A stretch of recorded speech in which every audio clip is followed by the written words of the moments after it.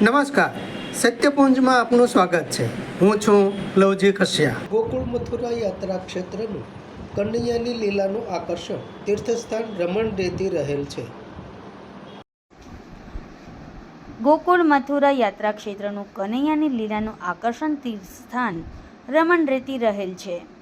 ભારત વર્ષની ઐતિહાસિક ગાથાઓમાં શ્રી કૃષ્ણનું બાળ સ્વરૂપ ભક્તો માટે સૌથી વધુ આકર્ષણ ધરાવે છે.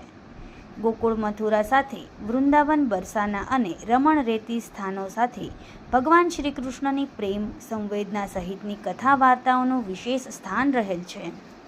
રમણ રેતી તીર્થમાં કનૈયાની લીલા સ્મૃતિઓ હોવાની ભાવ આસ્થાથી આજે પણ અહીંની રેતીમાં દૂર સદૂરથી આવતા યાત્રિકો આળોટી લાભ લેતા રહે છે.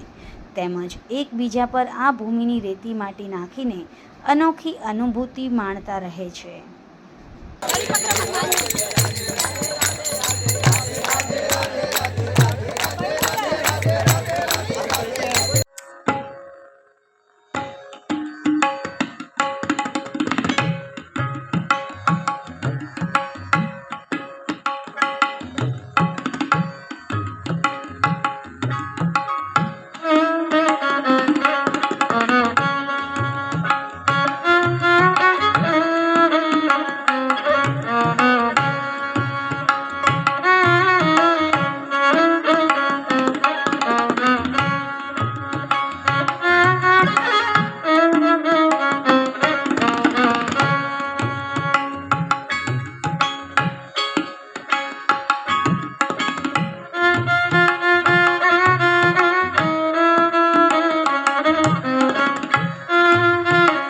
મથુરા અને વૃંદાવન નજીક આવેલા પ્રસિદ્ધ તીર્થસ્થળ રમણ રેતી એટલે કે ગોકુળમાં દર્શનનો લાભ લીધો.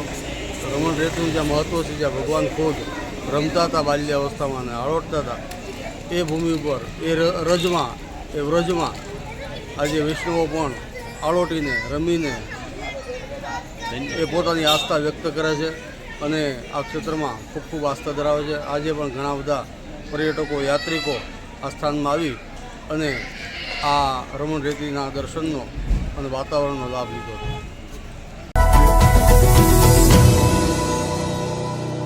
સમાજ માટે, સત્ય માટે, સત્યપૂર્ણ સમાચાર પ્રસારણ આપના મોબાઈલ પર તરત જ લાઈક કરો, શેર કરો અને સબસ્ક્રાઈબ પણ કરો.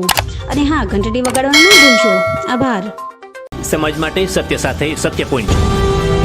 અહેવાલ, સમાચાર તથા જાહેરાત પ્રસારિત કરવા સંપર્ક સાધો. સત્યપુંજ સમાચાર પ્રસારણ, લબ્ધિ કોમ્પ્લેક્સ, તાલુકા પંચાયત સામે, સિહોર.